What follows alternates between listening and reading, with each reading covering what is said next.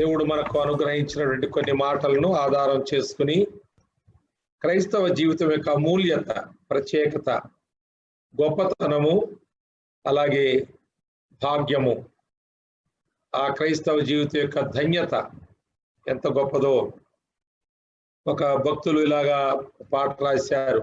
విశ్వాసి నీ భాగ్యం ఎంత గొప్పదో ఎరిగితివా అనేది. అది మనం ఎరగాలి. ఈ రోజున మన భాగ్యం ఎంత గొప్పదో మనం తెలుసుకోవాలని నేను ఆశిస్తున్నాను, మనవి చేస్తున్నాను. లేవియ కాండములో 20వ అధ్యాయంలో కొన్ని వచనాలు చదువుదాం. నేను ఒక వచనాన్ని నా దృష్టిలో ఉంచుకున్నాను, కానీ ఈ మాటలు మరొకసారి అందరికీ అవసరం కావచ్చు. 22 నుండి 26 వరకు చదువుదాము. దీన్ని సరైన గ్రహింపుతో వ్యక్తిగతంగా ఈ విషయాల్లో నా క్రైస్తవ్యం ఎలాగుంది అని ఆలోచించుకుంటూ ఈ భాగాన్ని చదివితే 26వ వచనం మీద మరి కొన్ని తలంపులు, దానిని మనం ఒక తలంపులు ఎల్లప్పుడూ కలిగి మరి ముందుకు సాగుదాము. 20వ అధ్యాయం లేవియ కాండము 22వ వచనం నుండి. కాబట్టి మీరు నివసించున్నట్లు నేను ఏ దేశమునకు మిమ్మును తీసుకొని పోవచ్చున్నానో. ఇది క్రొత్త నిబంధనలో మనం చూసినప్పుడు ఏ దేశమునకు మనలను ఆయన కొనిపోతున్నాడో అది మనం ఊహించాలి.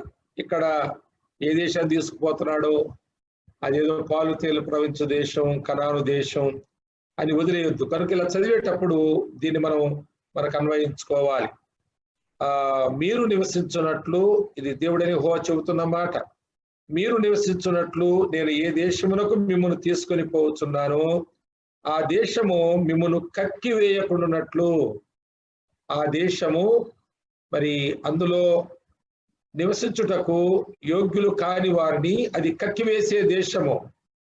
అది పరలోక రాజ్యము, అది దేవుని రాజ్యము.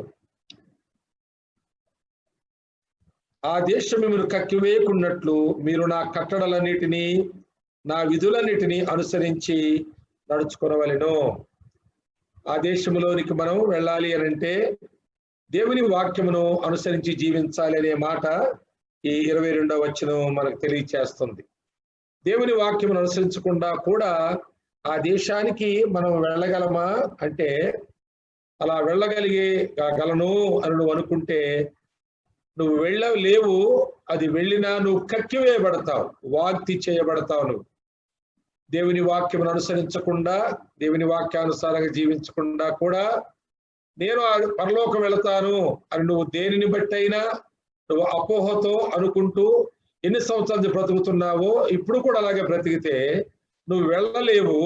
ఒకవేళ నువ్వు వెళతాననుకున్న మాట చొప్పున నువ్వు వెళ్ళలేవు అన్న మాట నువ్వు త్రోసివేసి వెళతాను అనే మాట నువ్వు నీ లోపల పెట్టుకున్నా, నువ్వు వెళ్ళినా ఆ దేశం నిన్ను వాంతి చేస్తుంది, కక్కి వేస్తుంది నిన్ను.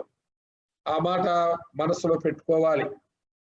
23వ వచనం, నేను మీ ఎదుట నుండి వెళ్ళగొట్టుచున్న జనముల ఆచారములను బట్టి నడుచుకొనకూడదు.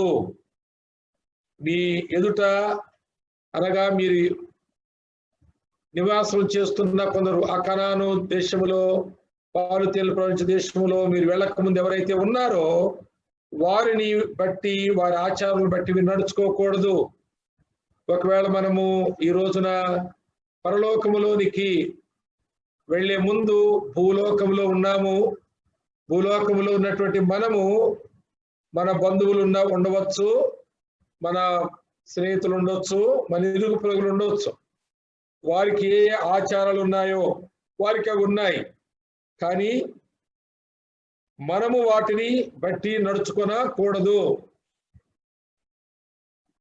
ఆ ఆచారములను బట్టి లేక వారి క్రియలన్నీ చేసిరి గనుక నేను వారి యందు అసహ్యపడితిని అనగా ఆచారములు దేవునికి అసహ్యములు. అవి మనకు ఆశీర్వాదములు ఎలాగో కాగలవు. కానీ ఏ ఆచారమైనా దేవునికి అసహ్యమైతే దేవుని ఆశీర్వాదమునకు మనము పాత్రులము కాలేము. 24వ వచనం, నేను మీతో చెప్పిన మాట ఇదే, మీరు వారి భూమిని స్వాస్థ్యముగా పొందుదురు. అది అనగా పాలు తేళ్లు ప్రవహించు ఆ దేశము మీకు స్వాస్థ్యముగా ఉండునట్లు దాన్ని మీకు ఇచ్చెదను. జనములలో నుండి మిమ్మును వేరుపరిచిన మీ దేవుడినైన యెహోవాను నేనే. ఈ ప్రాముఖ్యమైన మాట మనం తీసుకుందాం. అనగా ఆ జనములలో నుండి, అనగా ఏ జనములు? అన్య జనాంగము, దురాచారములతో, దురలవాట్లతో, దుర్మార్గతతో జీవించుచున్న వారి లో నుండి మిమ్మల్ని నేను వేరుపరుచుకున్న దేవుడనైన యెహోవాను. కావున మీరు పవిత్ర జంతువులకును అపవిత్ర జంతువులకును, పవిత్ర పక్షులకును అపవిత్ర పక్షులకును విభజన చేయవలెను. అపవిత్రమైన దని నేను మీకు వేరు చేసిన ఏ జంతువు వలననే గాని, ఏ పక్షి వలననే గాని, నేల మీద ప్రాకు దేని వలనే గాని మిమ్మల్ని మీరు అపవిత్రపరచుకొనకూడదు.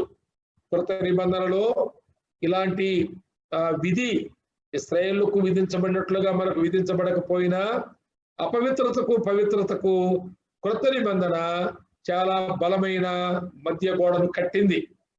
చాలా బలమైన గోడ, పవిత్రతకు అపవిత్రతకు. ఆ గోడ దాటి ఎవరైనా పరిశుద్ధపరచబడిన వారు అపవిత్రుల అవ్వడానికి ఎప్పుడూ పూనుకోకూడదు అని చెప్పే హెచ్చరిక 25వ వచనంలో వ్రాయబడి ఉంది. 26లో మీరు నాకు పరిశుద్ధులై ఉండవలెను, మీరు నాకు పరిశుద్ధులై ఉండవలెను. అనగా క్రైస్తవులు మనుషుల ఎదుట పరిశుద్ధులుగా ఉండొచ్చు, విశ్వాసులుగా ఉండొచ్చు. వారు దేవుని భయము కలిగిన జనాంగముగా, వారు అన్ని విధములుగా క్రమముగా ఉన్నట్లుగా కనుపరుచుకోవచ్చు.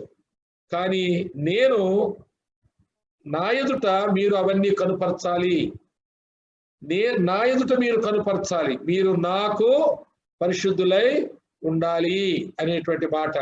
I want you to be holy అంటు మీ, నాట్ అంటు ద పీపుల్ అరౌండ్ యూ. మీ చుట్టూ ఉన్న వారికి కాదు, నాకు మీరు పరిశుద్ధులై ఉండాలి. ఇది ఎంతో గొప్ప విషయం, ఎంతో సంపూర్ణమైనటువంటి క్రైస్తవ్యాన్ని సూచించేటువంటి మాట దేవుడు మన నుంచి కోరుకుంటున్నాడు. తరువాత యెహోవా అను నేను పరిశుద్ధుడను, మీరు నా వారై ఉండునట్లు అన్యజనుల నుండి మిమ్మును వేరుపరిచితిని. మీరు నా వారై ఉండునట్లు అన్యజనుల నుండి మిమ్మును వేరుపరిచితిని. మీరు నా వారై ఉండునట్లు అనే మాట, అది చాలా గొప్ప మాట. దేవుడు ఎందుకు మనలను అన్యజనుల్లో నుంచి వేరుపరిచాడు? ఈ మాట మన రక్షణ కార్యము జరిగిన నాడే పేతురు బోధలో, అనగా అపొస్తలుల కార్యముల్లో 2వ అధ్యాయములో చాలా స్పష్టంగా పేతురు ఈ మాటను చెప్పి రక్షణ పొందుడి అని దానికి ఆ మాటను కలిపి ఆయన వాడినట్లుగా చూస్తున్నాం.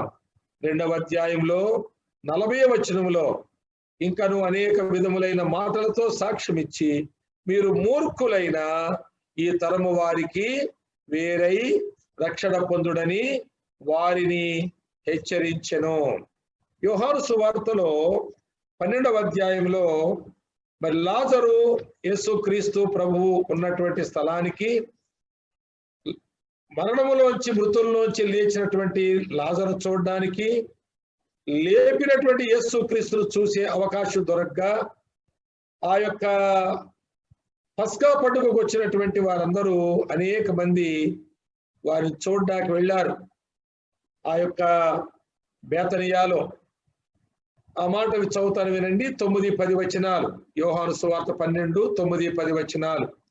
కాబట్టి యూదులలో సామాన్య జనులు ఆయన అక్కడ ఉన్నాడని తెలుసుకొని యేసును చూచుటకు మాత్రమే కాక మృతులలో నుండి ఆయన లేపిన లాజరును కూడా చూడవచ్చిరి. అతనిని బట్టి యూదులలో అనేకులు తమ వారిని విడిచి యేసునందు విశ్వాసముంచిరి. తమ వారిని విడిచి, అది చాలా ప్రాముఖ్యమైన విషయం. తమ వారంటే ఎవరు? పస్కా పండుగకు వచ్చిన వారి బంధువులు, వారి గ్రామస్తులు, వారి కులస్తులు, వారి స్నేహితులు. నువ్వు విడిచిపెట్టి యేసును వెంబడించారు. ఎప్పటికైనా సరే ప్రియ సోదరి సోదరుడా, నీవు నేను యేసు క్రీస్తును వెంబడించాలంటే వీరందరినీ విడిచిపెట్టాలి. విడిచిపెట్టడం అనగా ఇందా మనం లేవి కాండంలో చదివినట్లుగా వారు అనుసరించే ఆచారములకు మనము అతీతులముగా ఉండాలి. వారిని ద్వేషించమని కాదు, వారిని మనము కలవొద్దని కాదు, ప్రేమించొద్దని కాదు, కానీ వారి ఆచారములను అనుసరించవద్దు అనే ఉద్దేశమును మనం ఎల్లప్పుడూ మన మనసులో పెట్టుకుని మనం జీవించాలి. అప్పుడు మనము ఒక ప్రత్యేకమైన క్రైస్తవ జీవితాన్ని జీవించగలిగే వారుగా ఉంటాము. క్రైస్తవ జీవితం దేవుడు తన మహిమ కొరకై ప్రత్యేక పరిచి ఏర్పరచుకున్న జీవితము. మరలా చెబుతారు, క్రైస్తవ జీవితం దేవుడు తన మహిమ కొరకై ప్రత్యేక పరిచి ఏర్పరచుకొనిన జీవితం, అంతే ప్రియులారా. కనుక మనము ఒక ప్రత్యేకమైన జీవితాన్ని జీవిస్తూ ఈ లోకములో ఉన్నంత కాలము కూడా ఆయనకు మహిమ తెచ్చేవారముగా లేకపోతే మరి మన క్రైస్తవ్యము చాలా అది చౌకబారుదని గుర్తించబడుతుంది. అది చాలా బలహీనమైన క్రైస్తవ్యం, నామకార్థమైన క్రైస్తవ్యం. అది ఈ లోకములో లోకస్తుల వలె బ్రతుకుచు పరలోక సంబంధమైన విషయాల్లో పారిపంపులు పొంది ఆరాధనలో, సంఘములో, క్రైస్తవ సభల్లో, పండగల్లో పాలిపంపులు పొంది ఒక నామకార్థమైన విభిన్నమైన లేక ద్వంద్వ వైఖరి కలిగిన క్రైస్తవ్యం అని అది గుర్తించబడుతుంది. అటువంటి వారు దేవుని చేత లేక దేవుని రాజ్యము చేత అంగీకరించబడరు. అటువంటి వారు కక్కివేయబడతారు, దేవుని రాజ్యము చేత వాంతి చేయబడతారు. అలాంటి వారు లోకములో ఉండగానే దేవుని రాజ్యమును ప్రశ్నిస్తే ఆ వ్యక్తి నీ గుమ్మములో అడుగు పెట్టడానికి, నీ ప్రాంగణములో నివాసము చేయడానికి యోగ్యుడా, సరిపోతాడా అని అడిగితే దేవుని రాజ్యం ఇచ్చే సమాధానం ఏంటంటే, అతను నేను వాంతి చేసుకున్నాను, అతడు నా గుమ్మముల్లో దాటి రావడానికి యోగ్యుడు కాదు, యోగ్యురాలు కాదు అనే సమాధానం ఆ దేవుని రాజ్యములో నుంచి ఆకాశవాణి ఆ శబ్దము మనకు వినబడుతుంది. కనుక దేవుని వాక్యము పోల్చి చెప్పిన క్రైస్తవ్యాన్ని నేను దేవుని వాక్యములో నుండే మీకు చూపించాలని ఆశిస్తున్నాను. మీరు బైబిల్ దగ్గర పెట్టుకోండి, కొన్ని రెఫరెన్స్ కూడా మీరు చూడండి, తప్పకుండా తెరిచి. నాకు సమీపంగా ఉన్న ప్రియులు కూడా కొన్ని రెఫరెన్స్ చదివి నాకు సహాయం చేస్తారని కూడా నేను ఆశిస్తూ ఉన్నాను. క్రైస్తవ జీవితాల గురించి ఈరోజు నేను 5 మాటలు నేను మీకు చెబుతాను, పోలికలు, 5 పోలికలు చెబుతాను. అవి ఎంత గొప్పదో క్రైస్తవ జీవితం మనము తలపోసుకుంటూ మిగిలిన జీవిత కాలం అంతా మనం బ్రతుకుదాము. చూడండి, మొట్టమొదటిగా క్రైస్తవ జీవితం అది ఒక ఉద్యానవనము, ఒక ఉద్యానవనము. పరమగీతమ గ్రంథంలో 4వ అధ్యాయంలో ఆ మాటను మనం చూస్తాం. 16వ వచనంలో నా ఉద్యానవనము అనే మాట మనం చూస్తాము. షూలామితి అనే ఈమె సంఘమునకు సాదృశ్యంగా ఉంది. అదే సమయంలో వ్యక్తిగత విశ్వాసికి కూడా సాదృశ్యంగా ఉంది. వ్యక్తిగత విశ్వాసులైన దేవుని సంఘమైన అది ఉద్యాన వనమే. ఈమెను సంఘానికి పోల్చడానికి కారణము అది ఒకటైతే, అలాంటివి ఎన్నో కారణాలు ఇందులో ఉన్నప్పటికీ ఆమెను సంఘానికి ఉదాహరణగా చెప్పడానికి మరి ముఖ్యమైనటువంటి మరో కారణాన్ని మీ ముందుకు తీసుకురావాలని నేను ఆశిస్తున్నాను. అదేమంటే, నా ఉద్యానవనము, నేనే ఒక ఉద్యానవనము. అయితే నా ఉద్యానవనము ఇది లోకములో ఉంది, లోకములో ఉన్న ఉద్యానవనము అనే మాట చూడండి. ఆ మాట మనం చూస్తే కొన్ని వచనాలు మనం గమనించవచ్చు. ఆమె ఉద్యానవనమే, కానీ ఆ ఉద్యానవనము లోకములో ఉంది. 8వ అధ్యాయములో 5వ వచనములో తన ప్రియుని మీద ఆనుకొని అరణ్య మార్గమున వచ్చునది ఎవతే అనే మాట. ఆమెను గురించి 3 ప్రశ్నలు పరమగీతములో మనం చూస్తాం. ఇది మొదటి ప్రశ్న. తన అరణ్య మార్గములో ఈమె పయనిస్తున్నటువంటి ఉద్యానవనము, మన క్రైస్తవ జీవితం అనే ఈ ఉద్యానవనము లోకమనే అరణ్యములో ఉన్నట్లుగా మనం చూస్తున్నాం. అయితే ఆమె లోకములో ఉన్నప్పటికీ కూడా ఆ 5వ వచనం మొదటి మాట తన ప్రియుని మీద ఆనుకొని జీవిస్తూ ఉంది. జాగ్రత్తగా వినండి. ఈ లోకములోనే ఉంది, కానీ ఉద్యానవనముగా ఉంది, లోకమున్నట్లుగా లేదు. లోకములోనే ఉంది, ఆమె ఒక ఉద్యానవనము అంటే అర్థం ఏంటంటే తన పరిమళములను వ్యాపించేటువంటి ఒక వనము. అరణ్యము కూడా ఒక వనమే, కానీ అందులోంచి పరిమళాలు రావు. పులులు వస్తాయి, అక్కడ క్రూర మృగాలు వస్తాయి. లోకం అలాంటిది. లోకములోనే ఒక ఉద్యానవనముగా క్రైస్తవ జీవితం. అరణ్యములో ఆ పులులు, ఆ విషసర్పాలు, ఆ క్రూర మృగాలు, ఆ అపాయాలు, ఆ భయానకమైన శబ్దాల మధ్యలో ఈ ఉద్యానవనముగా మనం జీవిస్తూ ఉన్నాము. అయితే ఉద్యానవనము, క్రైస్తవ జీవిత ఉద్యానవనం అయితే అది పరిమళములతో కూడినది. తన పరిమళములను అది వ్యాపింప చేసేది అనే మాట చూస్తున్నాం. అది సాధ్యమా? అది సాధ్యమా? షూలామితి విషయములో అది సాధ్యమైంది. ఆమె మొదటిగా అరణ్యములో ఉన్న ఉద్యానవనం. రెండవదిగా చూడండి, మొదటి అధ్యాయంలో 6వ వచనములో ఎండ తీవ్రతలో ఉన్న ఉద్యానవనం ఆమె. మొదటి అధ్యాయం 6వ వచనములో ఆ ఎండ తీవ్రతలో ఉంది. తీవ్రత అనగా ఆమె సౌందర్యం అంతా కూడా, ఆమె అందమంతా కూడా, ఆమె యొక్క శారీరకమైన భౌతికమైన జీవితం అది ఎండిపోయింది, నల్లగా మాడిపోయింది. ఆమెకేమీ సుఖము లేదు. భౌతికమైన జీవితం చెప్పుకోదగ్గట్టుగా లేదు. ఆమె శరీర సంబంధమైన స్థితి చెప్పుకోదగ్గట్టుగా లేదు, ఆకర్షణీయంగా లేదు. అలాంటి పరిస్థితుల్లో ఆమె ఈ మాటలు రాస్తూ ఉంది, పలుకుతూ ఉంది. క్రైస్తవ జీవితం కూడా అరణ్యంలోనే కాదు, ఎండ దెబ్బ తగిలిన జీవితము. ఇంటిలో ఎండ దెబ్బ తగులుతుంది, ఇరుగు పొరుగులతో ఎండ దెబ్బ తగులుతుంది, నీ ఉద్యోగములో ఎండ దెబ్బ తగులుతుంది, అలాగే నీ సమాజములో, నీ కులములో నీకు ఎండ దెబ్బలు తగులుతాయి. నిన్ను నీ భౌతికమైన స్థితి అస్తవ్యస్తంగా ఉంటుంది. నీ భౌతిక స్థితి అనేక సార్లు అంత విలువ కట్టదగినట్లుగా ఉండదు, ఇతరులు లెక్కింపదగినట్లుగా ఉండదు. అయినా గాని ఆమె ఎందుకు సంఘానికి పోల్చబడిందంటే ఆమె తన ప్రియుని మీద ఆనుకొని జీవిస్తూ ఉంది.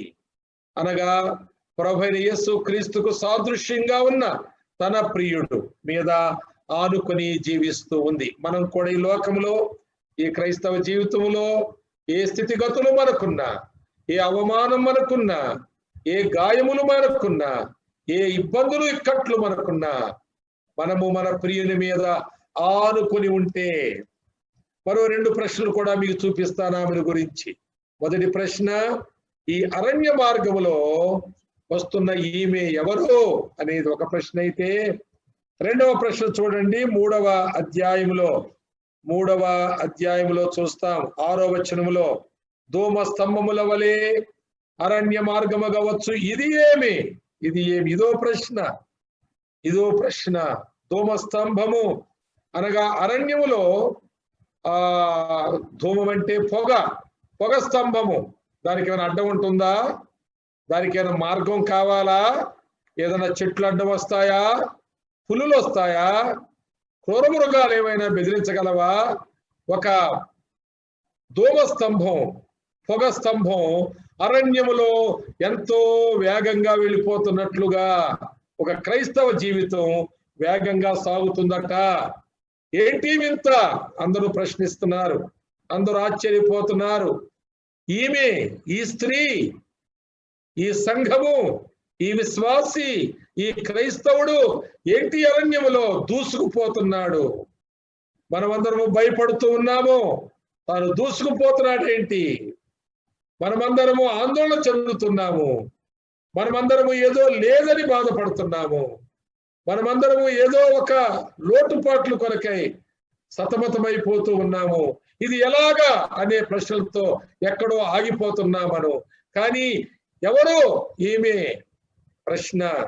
ధూమస్తంభం ఆమె. ఒక పొగ స్తంభంలాగా వెళ్ళిపోతూ ఉంది. ఎంత గొప్ప విషయం క్రైస్తవ జీవితం! ఎంత దూసుకుపోయే జీవితం! అది ఆగిపోని సాగిపోయే జీవితం. ఆమె అలా వెళ్ళిపోతూ ఎలా ఉందంట చూడండి. ఆ పొగలో నుండి, ఆ ధూమములో నుండి వస్తున్నటువంటి ఆ పరిమళాల గురించి వారు మాట్లాడుకుంటున్నారు. గోపరసముతోనూ, సాంబ్రాణితోనూ, వర్తకులము వివిధమైన సుగంధ చూర్ణములతోనూ పరిమళించుచూవచ్చు. ఈ లోకమనే అరణ్యములో మనం జీవిస్తున్న ఈ కాలములో మనము దూసుకుని పోతూ ఉండగా మనలో నుండి పరిమళాలు వెదజల్లబడాలి. కనుక మూడవ ప్రశ్న చూడండి, 6వ అధ్యాయంలో 10వ వచనంలో, సంధ్యారాగము చూపట్టుచు చంద్రబింబమంతా అందము గలదై, సూర్యుని అంత స్వచ్ఛమును కళలను గలదై, వ్యూహిత సైన్య సమభీకర రూపిణియగు ఈమె ఎవరు? ఇది 3వ ప్రశ్న. సంధ్యారాగము చూపట్టుచు అనగా ఒక ప్రశాంతమైన జీవితాన్ని జీవిస్తూ, చంద్రబింబం అంత అందము గలదై అనగా జీవిత సౌందర్యం, తన జీవన శైలి అది ఎంతో అందమైంది, క్రమశిక్షణ కలిగింది, అది ఎంతో మర్యాద కలిగింది, నీతి కలిగింది, నియమం కలిగింది, పరిశుద్ధత కలిగింది, మాదిరి కలిగిన ప్రవర్తన. కనుక సంధ్యారాగము చూపట్టుచు ఒక ప్రశాంతమైన జీవితము, ఒక మాదిరి గల సౌందర్యవంతమైన జీవితము, వ్యూహిత సైన్య సమభీకర రూపిణి అనగా విజయ భేరి మ్రోగించుచున్న, విజయ పోరాటము సలుపుచున్న, మాటు వేసి ఉన్నటువంటి ఒక సైన్యము. శత్రువు కనబడితే ఎలాగూ కాల్చి పేల్చి చంపేయాలనుకుంటారు, అలాగే పాపం అనే శత్రువు, అపవాదనే శత్రువు, ఈ లోకములో తన యొక్క నీతిని, నియమమును, తన జీవితమును పాడు చేసేటువంటి శత్రువు కనబడితే కాల్చివేసేటువంటి ఆ యొక్క సిద్ధపాటును ఆమె కలిగి ఉంది. వ్యూహిత సైన్య సమభీకర రూపిణి అని. ఆమె రూపం ఎలాగుందంటే ఏ శత్రువు కనబడితే ఆ శత్రువును కాల్చి పడేస్తాము అన్నట్లుగా. కనుక మన జీవితంలో కూడా ఆ విధమైనటువంటి ఆ సిద్ధపాటు మనం కలిగి ఉంటే మనము పరిమళించగలుగుతాం, మనము సువాసన వెదజల్లగలుగుతాం. కనుక ఈ సమయంలో షూలామితిని ఎందుకు సంఘముగా పోల్చారంటే, సంఘము ఈ దినాల్లో ఈ లోకమనే అరణ్యములో ఉంది. అలాగే ఎండ దెబ్బలు తగులుతున్నాయి, నల్లబడిపోతున్నాం.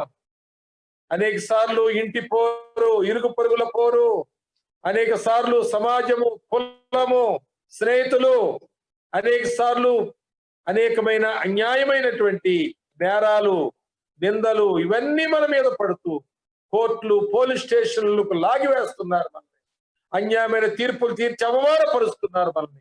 అయినా మనము ధూమస్తంభములాగా పరిమళిస్తూ పోవాలి. మన ప్రియుని మీద ఆనుకొని అరణ్యములో మనం పోతూ ఉండాలి. అంతేకాదు ప్రియులారా, సంధ్యారాగము చూపట్టుచు చంద్రబింబం అంతా అందమును, సూర్యుని అంత స్వచ్ఛమును కళను గలదై, వ్యూహిత సైన్య సమభీకర రూపిణిగా మనము ఆ శత్రువైన పాపమును, సాతానును మన కంటబడినప్పుడు ఓర్చుకోకూడదు, కాల్చివేయాలి. అలాంటి ఆలోచన మనకు కలిగి ఉంటే మన ఉద్యానవనం వలె మన జీవితం పరిమళిస్తూ, మన పరిమళములు, సువాసనలు వ్యాపిస్తూ ఉంటాయి. రెండవ మాట, క్రైస్తవ జీవితం ఒక తోటకు పోల్చబడింది. క్రైస్తవ జీవితం ఒక ఉద్యానవనము, అంతేకాదు ఒక తోట. యెషయా గ్రంథంలో చూడండి ఆ మాట, 58వ అధ్యాయములో 11వ వచనములో 11వ వచనాన్ని మనం చూడగలం. నీవు నీరు కట్టిన తోట వలెను, యెహోవాని నిత్యము నడిపించును, క్షామకాలమున ఆయన నిన్ను తృప్తిపరిచి నీ ఎముకలను బలపరచును. నీవు నీరు కట్టిన తోట వలె ఎప్పుడునూ ఉబుకుచుండు నీటి ఓట వలెను ఉండెదవు అనేటువంటి మాట. మనము ప్రియులారా వినండి, ఒక తోటగా ఉన్నాము, నీరు కట్టబడిన తోట. తోట అనగా జాగ్రత్తగా వినండి, ఒక ప్రత్యేకించబడినటువంటి స్థలం. అది యెషయా గ్రంథములో 5వ అధ్యాయములో 7వ వచనములో మనం చదివితే, 5వ అధ్యాయం 1వ వచనం నుంచి, నా ప్రియుని గూర్చి పాడెదను వినుడి, అతని ద్రాక్ష తోటను బట్టి నాకిష్టుడైన వాని గూర్చి పాడెదను వినుడి. సత్వ భూమి గల కొండ మీద నా ప్రియునికొక ద్రాక్ష తోట ఉండెను, ఆ తోట నీవు నేనే. ఆయన దాన్ని బావుగా త్రవ్వి రాళ్లను ఏరి అందులో శ్రేష్టమైన ద్రాక్ష తీగలను నాటించెను. 7వ వచనంలో మనం చూస్తే, ఇశ్రాయేలు వంశము సైన్యములకు అధిపతియగు యెహోవా ద్రాక్ష తోట అనే మాట మనం చూస్తున్నాం. కనుక ప్రియులారి, ఈ సమయంలో మనము ఒక తోటకు పోల్చబడ్డాము. ఎంత మంచి మాట! తోట అనగా ప్రత్యేకమైనటువంటి ఎన్నిక చేయబడిన చెట్లు ఒకేసారి నాటి వాటి పెంచే స్థలము తోట. ఒకేసారి ప్రత్యేకంగా ఏర్పరచుకొని తాము ఏది ఇష్టమో, ఏ ఫలం ఇష్టమో, ఏ చెట్టు ఇష్టమో అది తెచ్చి సెలెక్ట్ చేసి, అది నీరు కట్టినటువంటి సిద్ధపరచబడిన మంచి నేల కలిగిన తోట. అంటే మంచి నేల కలిగిన భూమి, సత్తువ గల భూమి, రాళ్లన్నీ ఏరివేయబడినటువంటి భూమి. అందులో ఆ చెట్లు నాటి దానికి చుట్టూ ఒక కాంపౌండ్, దానికి ఒక గేటు, దానికి ఒక తోటమాలి, అన్ని కూడా నియమించబడినట్లుగా ఒక తోట. అనగా క్రైస్తవ జీవితము ఒక తోట అనగా సెలెక్టెడ్ ట్రీస్, సెలెక్టెడ్ ఫ్రూట్స్ అన్నట్లుగా. ఏదైతే మనకు ఒక తోట, మామిడి తోటనా, జామి తోటనా, ద్రాక్ష తోటనా, ఒక తోట వేసుకోవాలి అనుకుని వేసుకున్నట్లు, మరి నానా విధములైనటువంటి ఇష్టమైన చెట్లు తెచ్చి అక్కడ ఆ తోటలో భద్రపరుచుకున్నట్లుగా ఆ తోట వలె మనం ఉండాలి. అది ఫలించాలి, అది ఫలించాలి. ప్రియులారా, నేను జాగ్రత్తగా వినండి ఈ మాటలు. ఒకేసారి ఆ తోటలో ఎప్పటి కొరకు ఉండవలసినటువంటి ఫలాలు మనం ఇచ్చేవి గలతీ పత్రిక 5వ అధ్యాయము 22వ వచనంలో మనకు కనిపిస్తున్నాయి.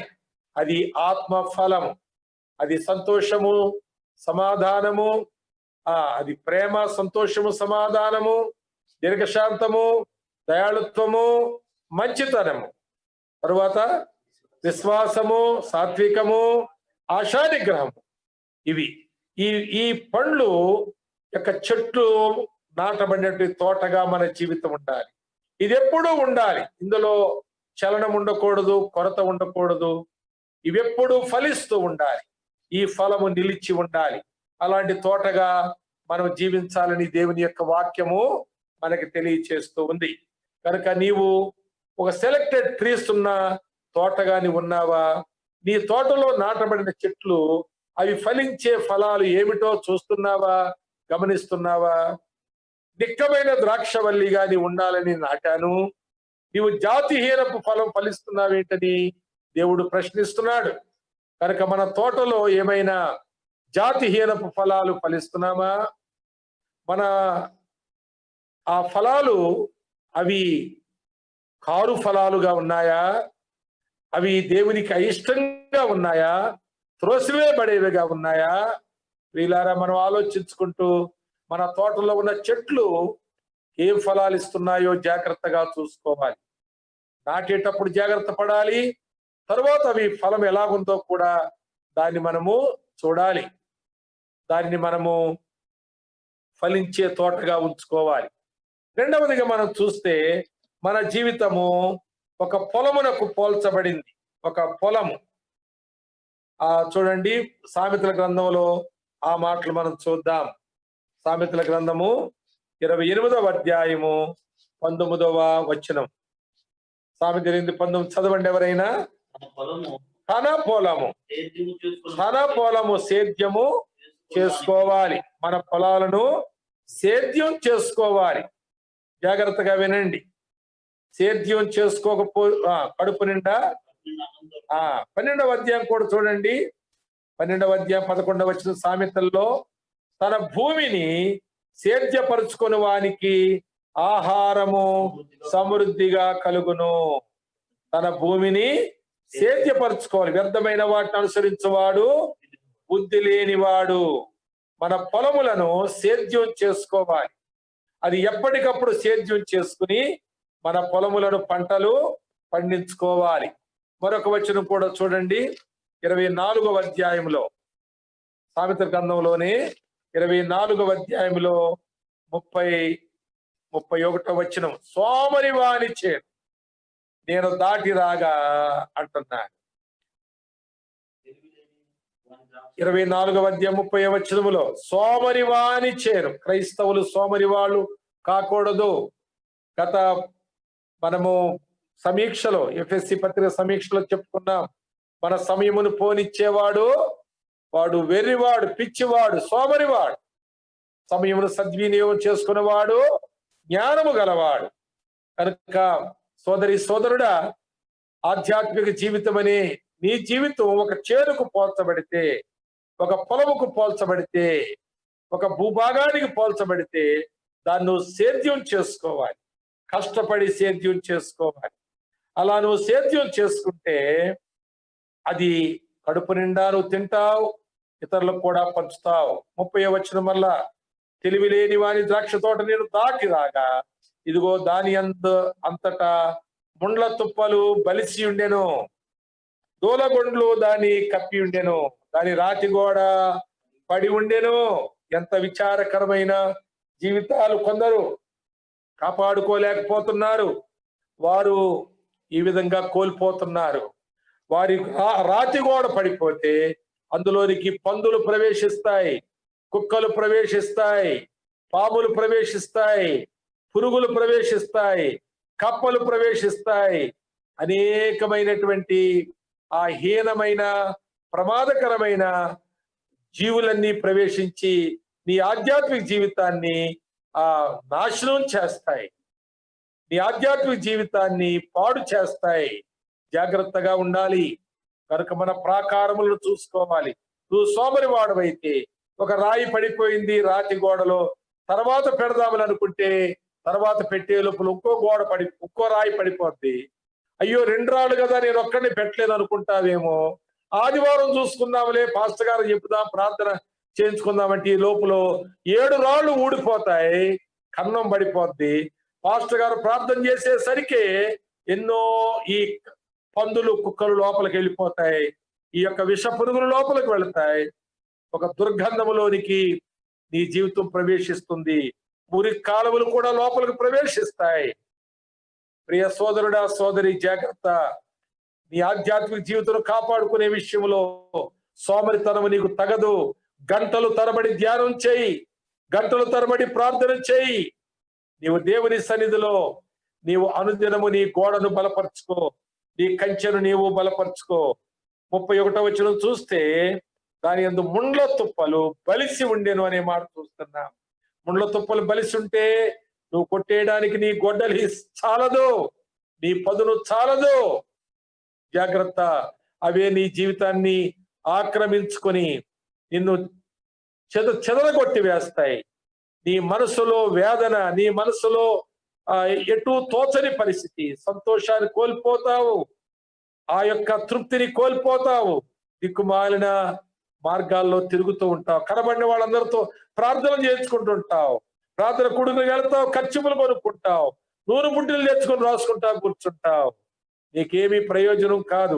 ఇది నీ గోడ పడిపోయింది, అందులో ప్రవేశించవలసిన దుర్గంధం అంతా ప్రవేశించిపోయింది. కనుక తోటను నీకు ఇష్టమైన చెట్లు తెచ్చి నాటుకోవాలి, ఇష్టమైన ఫలమును నిత్యము ఫలించాలి. దానికి నీకు గలతీ పత్రిక 5:22 నీకు చూపించాను. ఆత్మ ఫలము ఫలిస్తూ ఉండాలి. తర్వాత ఒక పొలముగా దాన్ని భద్రపరచుకోవాలి. మత్తయి సువార్తలో 3వ అధ్యాయములో 8వ వచనంలో ఆ మాట మనం చూస్తే, ప్రియులారా, ఆ మారు మనసు తగిన ఫలమును ఫలించాలి. పొలము పొలము భూమి నువ్వు సేద్యపరుచుకోవాలి. మారు మనసు తగిన ఫలములు ఫలింప చేసుకోవాలి. అందులో వేరు కాలములో వేరు పంటలను పండవలసి వచ్చు. తోటలా కాదు, నువ్వు పొలానివి. 2-3 రకాల పంటలను పండించవచ్చు. ఏదైతే మారు మనసు తగిందో ఆ ఫలమును నువ్వు ఫలింప చేసుకోవచ్చు. ఆ జెహోవా ఫలము ఉంది, అది ఆరాధనకు సాదృశ్యంగా ఉన్న ఫలము. నీతి ఫలము, వెలుగు ఫలము, సమాధాన ఫలము, సువార్త ఫలము, క్రియల ఫలము, ప్రథమ ఫలము, ఇలాగ సీజనల్ గా నువ్వు ఎన్నన్నా పండించుకోవచ్చు. ఇన్ని ఫలాలు బైబిల్లో ఉన్నాయి. సీజనల్ గా పండించుకో, సమృద్ధిగా పండించుకో నీ పొలాన్ని. తరువాత మన జీవితాన్ని ఒక దీపమునకు దేవుని వాక్యం పోల్చింది. ఇది 4వ మాట. మొదటి మాట, మన జీవితము ఒక ఉద్యానవనమునకు పోల్చబడింది కాబట్టి మనం పరిమళించాలి. 2వ మాట, ఒక తోటకు పోల్చబడింది, మనము శాశ్వతముగా ఫలించే వారముగా ఉండాలి. ఒక పొలమునకు మరి పోల్చబడింది, దాన్ని సేద్యము చేస్తూ పండించుకోవాలి. సీజనల్ గా ఏ పంట అవసరమైతే ఆ పంట మనం పండించుకోవాలి. తర్వాత ఒక దీపం ఎల్లప్పుడూ కూడా ప్రకాశించాలి. దీపము ప్రకాశించాలి. యోహాను సువార్తలో 5వ అధ్యాయంలో 35వ వచనం మనం చూస్తే, యోహాను ఆ మండుచు ప్రకాశించు దీపమై ఉన్నాడు అనే మాట మనం చూస్తున్నాం. దీపము అనగా వెలుగును చూపించేది. అది ప్రకాశించాలి అంటే అది మండుచూ ఉండాలి. అది మండాలంటే దాని లోపల పోసేటువంటి ఆ యొక్క నూనె అది ఎంతో మరి ప్రత్యేకమైన నూనె ఉండాలి. చూడండి, 2 వచనాలు ఏ సమయంలో మీకు చూపిస్తారనుకుంటా. ఒక వచనము నిర్గమాకాండములో చూడండి. నిర్గమాకాండములో 27వ అధ్యాయంలో చూడండి. 27వ అధ్యాయం 20వ వచనములో, దీపము నిత్యము వెలిగించున్నట్లు అనే మాట నేను చదువుతున్నాను. దీపము నిత్యము వెలిగించున్నట్లు ప్రదీపమునకు దంచి తీసిన అచ్చము ఒలీవల నూనె. అచ్చము అనగా పరిశుభ్రమైంది, మలినాలు లేనిది. అచ్చమైన నూనె. మర్చిపోవద్దు ప్రియులారా, మన దీపములు ఒక సువార్తలో చూస్తాము. 12వ అధ్యాయములో 35వ వచనంలో, మీ నడుములు కట్టుకొనుడి, మీ దీపములను వెలుగుచుండనీయుడి అనే మాట మనం చూస్తాం. కనుక మన దీపములు వెలుగుచూ ఉండాలి. అంతే లోపల పోసే నూనె అది స్వచ్ఛమైనదై ఉండాలి. అచ్చమైన ఒలీవల నూనె అన్నాడు. నువ్వు లోపల పోసేది స్వచ్ఛమైనదై ఉండాలి. అది ఒకవేళ దేవుని వాక్యము, పరిశుద్ధాత్ముడు, నీ ఆసక్తి, నీ ప్రార్థన ఏదైనా కావచ్చు. నీ లోపల అది ఉంటే నీవు ఎప్పుడూ కూడా నిత్యము వెలుగుచున్న ప్రదీపముగా నువ్వు ఉంటావు. లేవియ కాండములో కూడా ఒక మాట చూడండి. లేవియ కాండములో ఆ మాట చూస్తాము. 6వ అధ్యాయంలో 12, 13 వచనాలు చదవచ్చు. బలిపీఠము మీద అగ్ని మండుచుండవలెను. బలిపీఠం మీద అగ్ని మండుచుండవలెను. ఎంత మంచి మాట!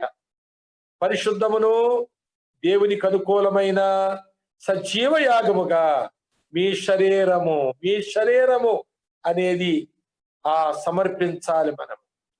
అది నిజముగా అలాగు మనం సమర్పించుటకు దేవుడు కోరుకుంటూ ఉండగా, దాని మీద అగ్ని మండుచూ ఉండకపోతే మన సమర్పణ అంగీకరించబడదు. తరువాత 12వ వచనంలోనే అది ఆరిపోకూడదని చాలా ప్రాముఖ్యమైన మాట. అది ఆరిపోకూడదు. 13వ వచనంలో, బలిపీఠం మీద అగ్ని నిత్యము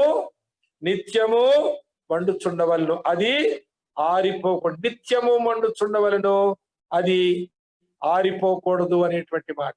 వీళ్ళారా గమనించండి, నిజముగా మన జీవితము మండకపోతే అది ప్రకాశించలేదు.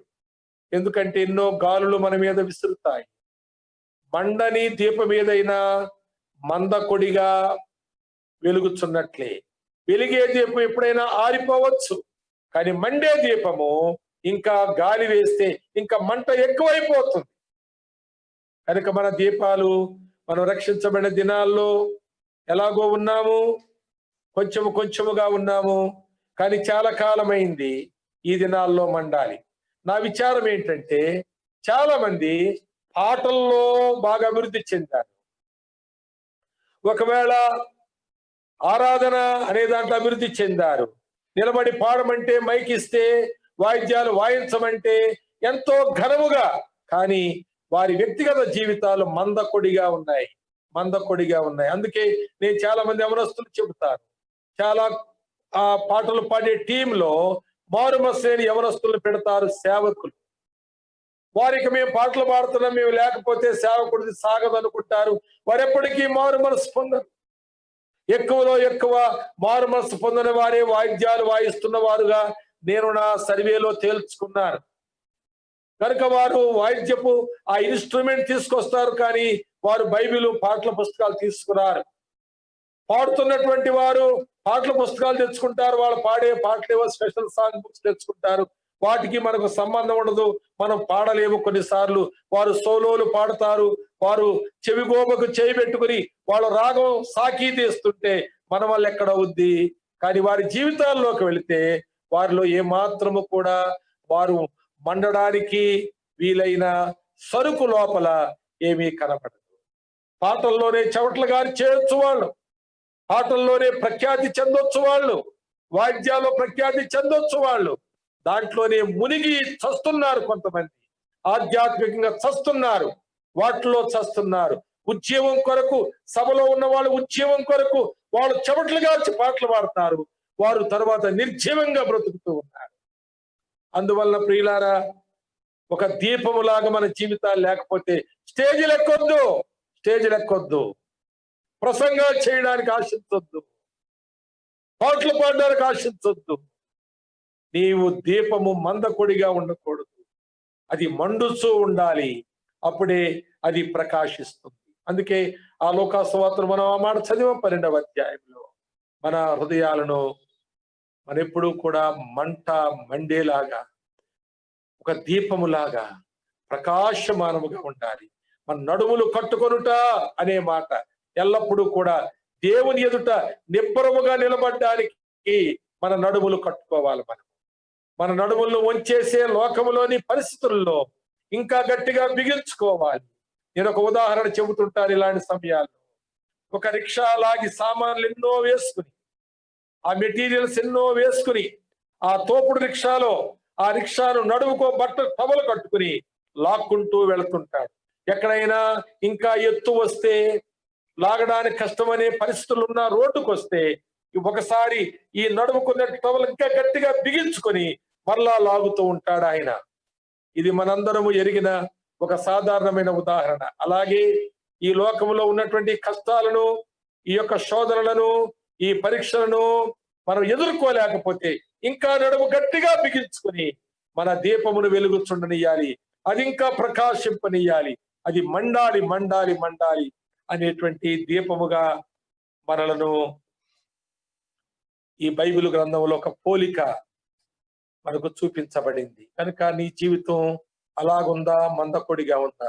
ఏదో లోకముతో వారమంతా కొట్టుకొని పోతున్నావు 6 రోజులు, ఏదో 7 రోజున వచ్చి ఒక 2-3 గంటలు ప్రయాసపడి కూర్చుని మళ్ళా ఇంటికి పోయి ఆదివారం ఎక్కడ లేని స్పెషల్స్ తెచ్చుకుంటారు. ప్రత్యేకమైన మరి కూరలు వండుకోవడానికి ఆదివారాన్ని వారు నియమించుకుంటారు. కనుక అందులోనే అంతా పోద్ది, ఆత్మీయత అంతా పోయేదక్కడే. ఆదివారం ఒక ఉపవాసం ఉండే వాళ్ళు ఎవరైనా, నేను మీకు సలహా ఇస్తాను. కొందరు శుక్రవారం అంటారు ఉపవాసాలు ఉండవు, అది ఒక అన్యాచారమే. కొందరు మంగళవారం అంటారు ఉపవాసం, అది అన్యాచారమే.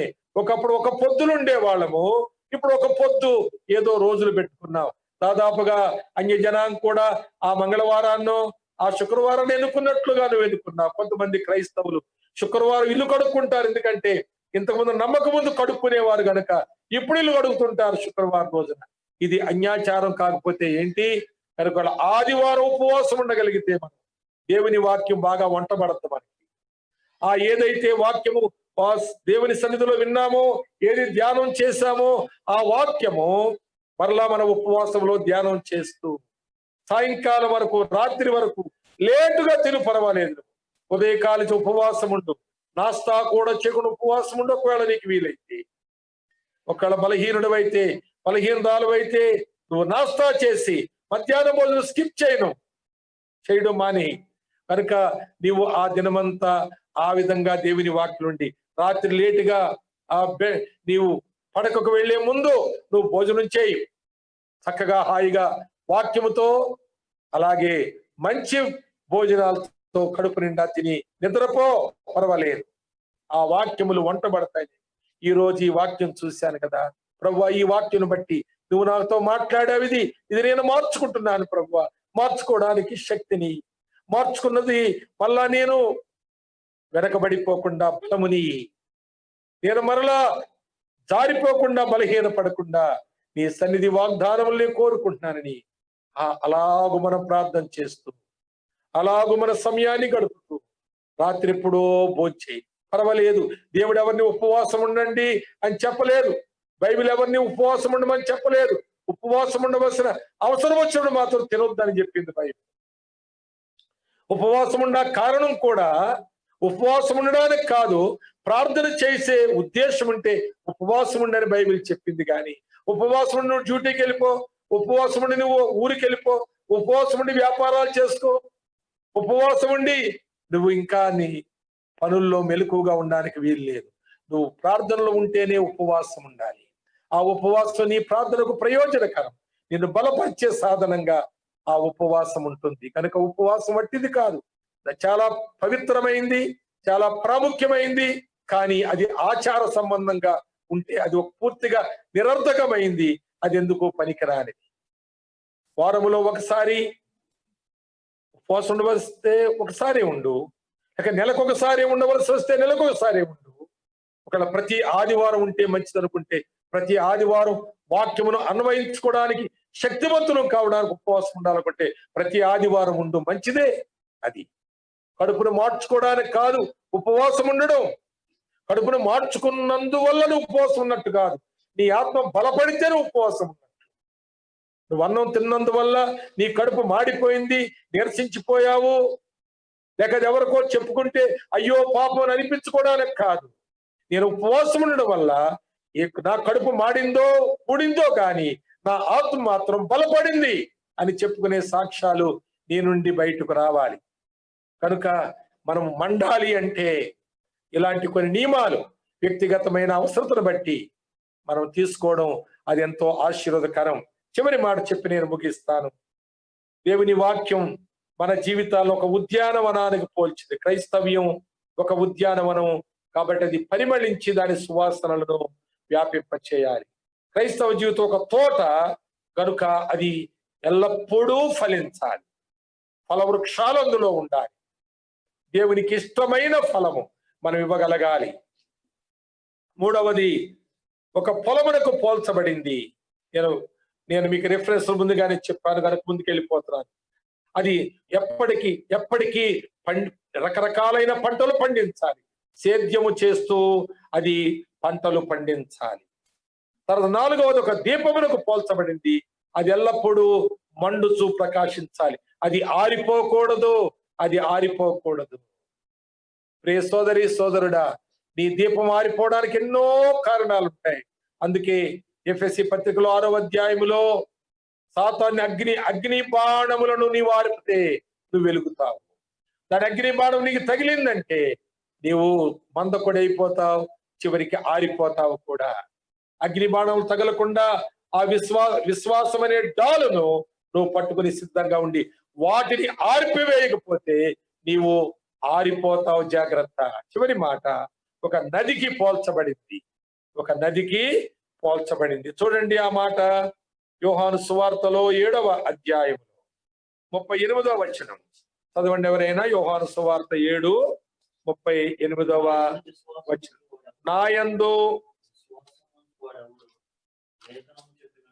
నాయందు విశ్వాసముంచువాడెవడో లేఖనము చెప్పినట్టు వాని కడుపులో నుండి జీవ జల నదులు పారునని బిగ్గరగా చెప్పాను. మన జీవితం ఇంకా నదులకు మరికొన్ని స్థలాల్లో కూడా పోల్చబడింది, కానీ నేను ఈ మాట తీసుకున్నాను. జీవ జల నది. విశ్వాసి జీవితం, క్రైస్తవ జీవితం జీవ జల నది. అది ఎప్పుడూ కూడా ప్రవహిస్తూ ఉండాలి, అది ఎప్పుడూ ప్రవహించాలి. జీవ జల నది. ప్రియులారా, అందుకే ఓ పాట రాశారు భక్తుడు, జీవనదిని నా హృదయములో ప్రవహింప చేయుమయా. ఆ తర్వాత చరణాలు చూస్తే మరి మనలో ఉండే బలహీనతలను బలపరచమని, నిష్ఫలతను ఫలింప చేయమని మనం పాడుకునేటువంటి పాటగా ఆ పాట ఉంది. జీవ జల నది మన జీవితం, క్రైస్తవ జీవితం. చెప్పండి, క్రైస్తవ జీవితం జీవ జల నది. నా జీవితం జీవ జల నది. ఈ నది ఎక్కడ పుట్టిందంటే యోహాను సువార్తలోనే 4వ అధ్యాయంలో 14వ వచనంలో పుట్టింది. నేనిచ్చు నీళ్లు త్రాగువాడు ఎప్పుడును దప్పికొనడు, నేను వానికిచ్చు నీళ్లు నిత్య జీవమునకై వానిలో ఊరేడి నీటి మొగ్గగా ఉండునని ఆమెతో చెప్పాను. సమరయ స్త్రీతో ప్రభు మాట్లాడుతున్నాడు. ఈమెను ఒక జీవ జల నదిగా చేయడానికి ఆయన ఆ యాకోబు బావి దగ్గర ఆ యొక్క సుకార్ అనే గ్రామంలో ఆ దారిలో కూర్చుని ఉన్నాడు. ఈ యొక్క కులట జీవితాన్ని, ఈ యొక్క నిరర్థకమైన జీవితాన్ని, ఒక తుప్పు పట్టిన జీవితాన్ని, ఊరి వెలుపల పడవేయబడి నిర్లక్ష్యం చేయబడిన ఒక జీవితాన్ని జీవ జల నదిగా చేయడానికి ఆయన పూనుకున్నాడు. అది ప్రియులారా, నీ జీవితం నా జీవితం ఆమె కంటే గొప్పదేమి కాదులే. ఆమెను బైబిల్లో తీసుకొచ్చి రాసినందువల్ల ఆమె అందరికీ ప్రకటించబడ దేశాలు సాటింపు పడింది. ఆమె 5 పెనిమిట్లు ఉన్నారు. ఇప్పుడున్నవాడు ఆయన వాడు గాడు ఊరు వెరపల ఉంది, ఎక్కడో పడి ఎలాగో చస్తుంది అని ప్రపంచమంతా చాటివేయబడిన ఆమె అంటే మనం ఏమి గొప్పోళ్ళమేం కాదు.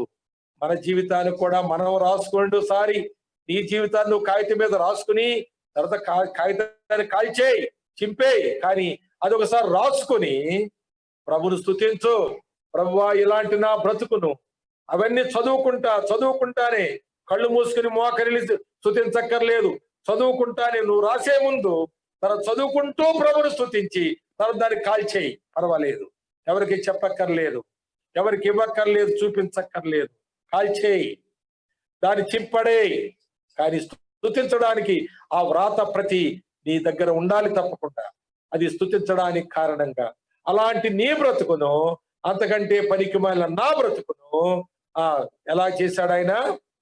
జీవ జల నదిగా చేయుటకు ఆమెను దర్శించినట్లుగా నిన్ను నన్ను ఒకప్పుడు దర్శించాడు. ఇక్కడ ప్రారంభించబడాల నది. యేసు క్రీస్తు దగ్గర ఆయన ఇచ్చే నీళ్లు త్రాగిన దగ్గర ప్రారంభించబడితేనే ఆ తర్వాత జీవజల నదులు ప్రవహిస్తాయి. ఆ తర్వాత 7వ అధ్యాయం 38వ వచనం అది నీలో నెరవేర్చబడుతుంది. ఈ 4వ అధ్యాయంలో ఆమెలో ప్రారంభించబడింది. వెంటనే అది ప్రవహించుట ప్రారంభించింది. ఆమెలో అది జరిగిన వెంటనే అది ప్రవహించుట ప్రారంభించి ఊరిలోనికి వెళ్ళి అనేక మందికి ఆ జీవపు దాహాన్ని తీర్చింది. వారి దాహమునకు నీళ్ళిచ్చింది. తన జీవితంలోంచి, తన సాక్ష్యములోంచి నీళ్ళిచ్చింది. వారు తాగి వారు కూడా విశ్వాసులయ్యారు, దేవుని బిడ్డలయ్యారు. ఈ సమయంలో నీ నది ఎలాగుంది? జీవముందా నీ నదిలో? అది ప్రవహిస్తుందా? అనేక అడ్డంకులు ఉన్నాయి నీ నదికి, అవి తొలగించుకోవాలి. ప్రియులారా, చూడండి ఆ మాట మన కొరింథీయులకు రాసిన 2వ పత్రికలో 7వ అధ్యాయంలో 1వ వచనంలో ఆ మాట చాలా తేటగా హెచ్చరికగా వ్రాయబడింది. చదవండి 7:1. ప్రియులారా, ఆ పైనున్న వాగ్దానాలు ఎన్నో గొప్ప వాగ్దానాలు ఉన్నాయి. అందులో మంచి మాట చూడండి. మీరు వారి మధ్య నుండి బయలువెడలి ప్రత్యేకముగా ఉండుడి. ఈ వాగ్దానాన్ని మీకు చేశాను, మీరు దేనికి భయపడొద్దు, ఏ లోటు ఉండదు, మీకు ఏ లోటు ఉండదు. వారి మధ్యలో నుండి మీరు బయలువెడలి ప్రత్యేకంగా ఉండండి. మీకు వాగ్దానాలు ఇచ్చాను కనుక ఈ వాగ్దానాల్లో అన్ని మీరు తీసుకుని ప్రత్యేక ఉండమంటే ఏంటో చెబుతున్నాడు ఇక్కడ. ఉన్నవి కనుక దేవుని భయముతో పరిశుద్ధతను సంపూర్తి చేసుకొనుచు శరీరమునకును ఆగండి నేను చదువుతున్నాను కదా, శరీరమునకును ఆత్మకును కలిగిన సమస్త కల్మషము నుండి మనలను పవిత్రులుగా చేసి కొందము. ఇవే అడ్డుబండలు. ఎందుకు మన నది ఉబగడం లేదు, ఎందుకు మన జలనదులు ఉబికి రావడం లేదు? పూడికలున్నాయి, వాటిని తీసుకోవాలి. బావిలో పూడిక ఉన్నట్లుగా, నదుల్లో పూడికలు నాచు ఉన్నట్లుగా, నదికి నాచు తెగులంట, నీళ్లకు నాచు తెగులు. అందులో మొలిసిందంటే నీళ్లను ముందుకు పోనివ్వదు, ప్రవాహం సరళముగా సాగదు. కనుక మీ శరీరమునకును మీ ఆత్మకును కలిగిన సమస్త కల్మషము నుండి మనలను పవిత్రులుగా చేసుకోవాలి. అవి రాళ్ళు బండలు ఈ నది ప్రవాహాన్ని అడ్డుకుంటాయి, స్లో చేసేస్తాయి. మనం వెనకబడిపోతాం. ఎంతో దూరం వెళ్ళిపోవలసిన వాళ్ళం మనం, ఎక్కడో 10 ఏళ్ళు వెనకాల ఉండిపోతాం. నువ్వు నమ్మేంత కాలం అయింది? 10 సంవత్సరాలు అయింది. కొంతమంది అంటారు ఆమె క్రైస్తవ కుటుంబంలోని పుట్టాము అంటారు. క్రైస్తవులైన తల్లిదండ్రులకు పుట్టుండొచ్చు, కానీ మీరు క్రీస్తులో పుట్టారా? ఒక ఆయన చాలా చక్కగా అన్నాడు, మీరు క్రైస్తవులా అని అడిగితే ఆయన అన్నాడు, కాదండి మేము క్రీస్తు వారము అన్నాడు. ఈ మాట అలవర్చుకుందాం. క్రైస్తవులా అంటే పుట్టు క్రైస్తవులు ఉన్నారు, నామకార్థ క్రైస్తవులు ఉన్నారు, వేషధారులైన క్రైస్తవులు ఉన్నారు. అసలే ప్రభువుకు వాళ్ళకి సంబంధం లేని క్రైస్తవులు, మీరెవరో నేను ఎన్నడూ ఎరగనని అనిపించుకునే క్రైస్తవులు ఉన్నారు. కాబట్టి నేను క్రైస్తవుని కాదండి, నేను క్రీస్తు వాడను అలా చెప్పుకుందాం. ఆ మాటతో పరిచయం చేసుకున్నట మనకు ఘనత. గాంధీ గారు ఒకసారి అన్నారంట, క్రైస్తవులందరూ క్రీస్తు వలె ఉంటే నేను ఎప్పుడో క్రైస్తవుడయ్యి ఆశనాలో పుట్టును అని నేను అనుకుంటున్నానంట. క్రైస్తవులందరూ క్రీస్తు వలె ఉంటే 1924వ సంవత్సరంలో నాగపూర్లో జరిగిన ఒక కాంగ్రెస్ మహాసభలో ఆయన ఈ మాట చెప్పాడంట, క్రైస్తవులు ఈ దేశానికి చాలా సేవ చేస్తున్నారు, కుష్ఠరోగులను పుట్టుకుంటున్నారు, వాళ్ళు బాగు చేస్తున్నారు. అయితే వారు హాస్పిటల్స్ పెట్టి స్కూల్స్ పెట్టి ఎంతో డెవలప్ చేస్తున్నారు, చాలా సంతోషమే. కానీ క్రైస్తవులు అనబడిన వారు క్రీస్తు వలె లేరు. అలా ఉండుంటే ఏ పాటికి నేను కూడా క్రైస్తవుడై బుద్ధి నాకు పుట్టునేమో, ఆశ పుట్టునేమో అని అన్నాడట ఆయన. అరే క్రైస్తవులారా, మీరు క్రైస్తవులుగా కాదు జీవించేది, మీరు క్రీస్తు వలె జీవించాలని పిలుపునిచ్చాడట ఆయన. ఒకరు చెప్పగా నేను విన్నాను. 1924లో నాగపూర్ జరిగిన సభలో ఆయన ఈ ప్రకటన చేశాడట.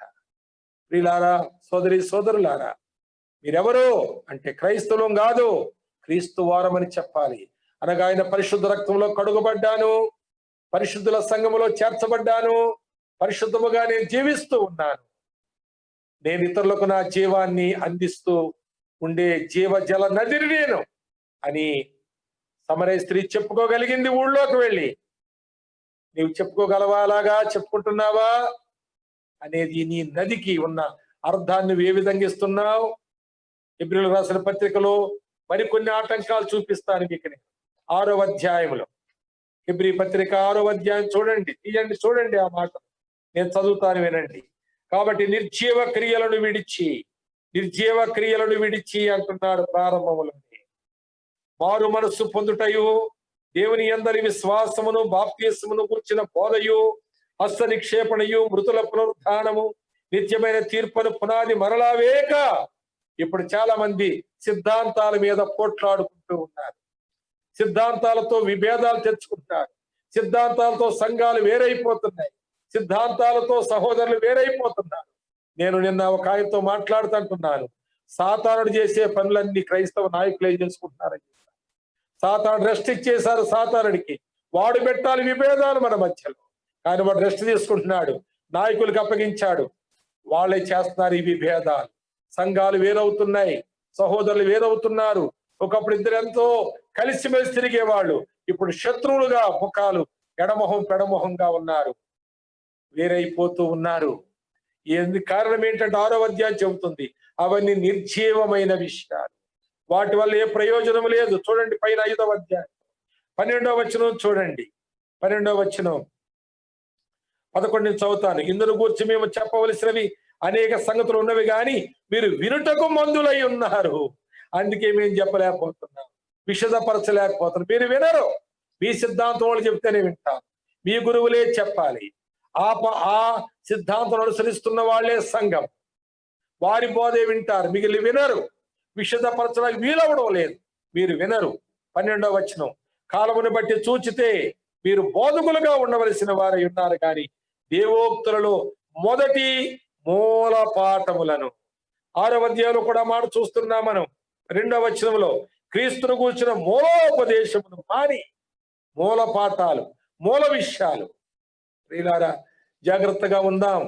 రక్షణ అవశ్యమైంది, రక్షణ మనకు ఉండాలి. అవసరమైన విషయము రక్షణ విషయం, దాని మీద మనం ఏకత్వాన్ని కలిగి ఉండాలి. రెండవది, కొన్ని అది ఒక వ్యక్తిగతమైన కన్విక్షన్స్ కొందరు ఉంటాయి, వాటి విషయంలో మనకు వాదోపవాదాలు ఉండకూడదు, అది వారి ఇష్టాన్ని విడిచిపెట్టాలి, దాన్ని మనము సమ్మతించాలి. కొన్ని అనవసరమైనవి ఉంటాయి, వాటి విషయం మనం పట్టించుకోకూడదు. కనుక ఈ విషయాలు జాగ్రత్తగా మనసులో పెట్టుకోండి. ఎప్పుడు కూడా ఒకరినొకరు విభేదించుకోవడానికి మూలపాఠాలు కారణమైతే, మూలపాఠము కంటే ముఖ్యమైన వాడు క్రీస్తు. ఆయన వైపుకు వద్దాం, ఆయన పట్టుకుందాం గట్టిగా.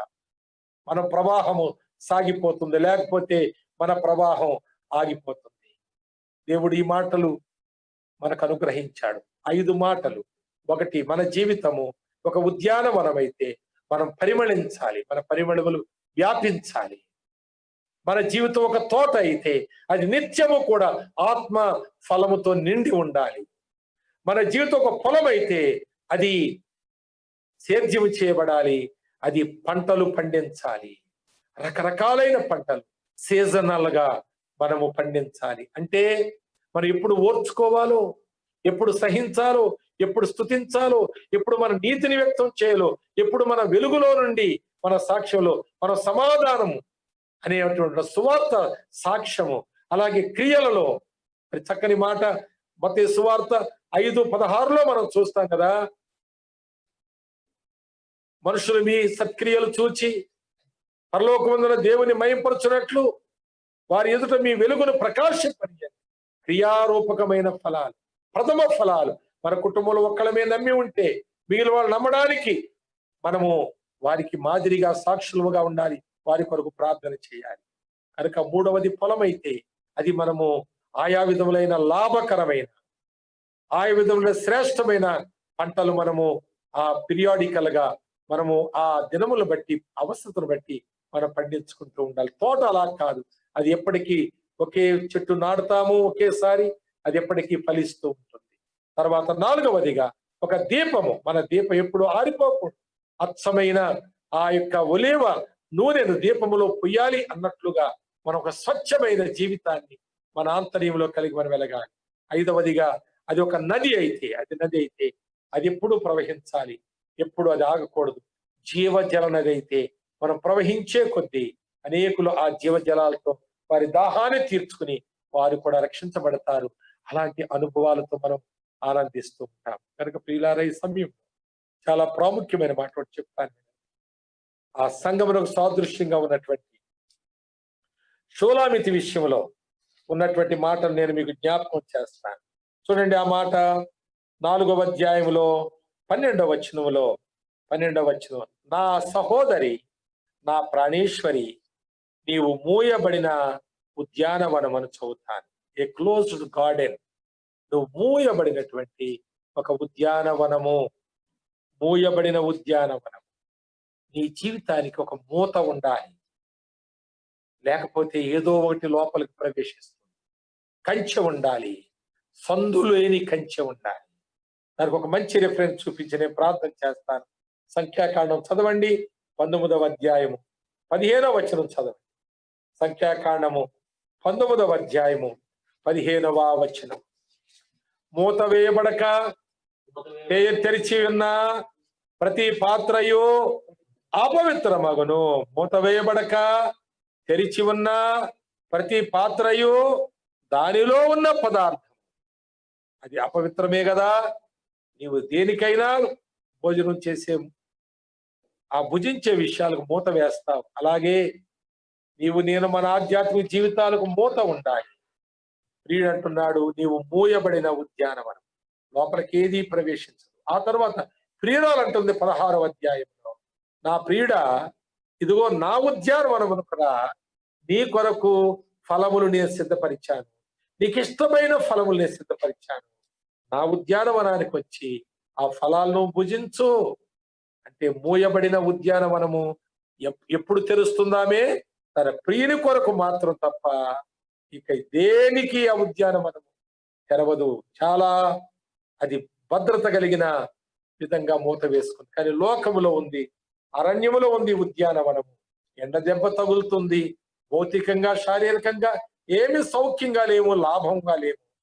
కానీ ప్రియులారా, సోదరి సోదరుడా, మనం భౌతికంగా ఎలాగున్నా పర్వాలేదు, శారీరకంగా ఎలాగున్నా పర్వాలేదు. ఈ లోక పరిస్థితుల్లో మనకు విలువ ఉన్నా లేకపోయినా, ఘనత ఉన్నా లేకపోయినా, ఏదో మనకు ఒక ఆ లోకములో ఒక స్థానం ఉన్నా లేకపోయినా పర్వాలేదు, బాధపడవద్దు.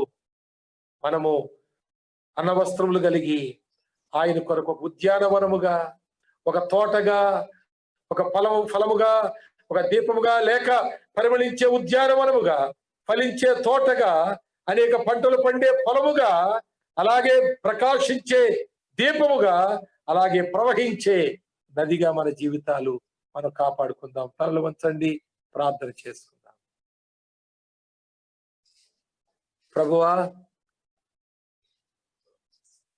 5 శ్రేష్టమైన పోలికలు చేసి మేము అలా ఉండాలని మీరు కోరుకుని, అలా ఉన్నవారి జీవితాలు మాకు చూపించి, అది ఉండడం మాకేమీ కష్టం కాదు, కానీ ప్రియుని మీద ఆనుకోవాలి, నీ వాక్యమును కట్టడలను అనుసరించాలి, ఒక ఆసక్తి కలిగి నియమ ప్రకారము జీవించాలి, విజయ పోరాటాలు పోరాడాలి. సంధ్యారాగము చూపట్టుచు చంద్రుని ఎంత అందమును, సూర్యుని ఎంత స్వచ్ఛమును కళలు కలిగి మేము ఉండాలి. వ్యూహిత సైన్య సమభీకర రూపిణిగా ఆ సంఘము ఎలా ఉండాలో చెప్పారు. ఏ మాత్రము దోషము మలినాలు లోపలికి ప్రవేశించకుండా కట్టుదిట్టమైన కంచె వేసుకోవాలి. రాతి గోడలు మేము కట్టుకోవాలి. రాళ్ళు ఊడిపోతుంటే అశ్రద్ధ చేయకూడదు. 2వ రోజు ఇంకొక రాయి ఊడిపోతే, పాస్టర్ గారి దగ్గరికి వెళ్లే వరకు 7 రాళ్ళు ఊడిపోతే ఎంతో మురికి లోపలికి ప్రవేశిస్తుంది. అపవిత్రమైనవి లోపలికి ప్రవేశిస్తాయి. ఎందరు పాస్టర్లు ప్రార్థన చేసినా వాటిని వెళ్ళగొట్టే వాళ్ళు ఎవరు వెళ్ళగొడతారు? ఆ ప్రార్థన వల్ల మాకే తృప్తి గాని మా జీవితంలో ప్రవేశించి పోతాయా?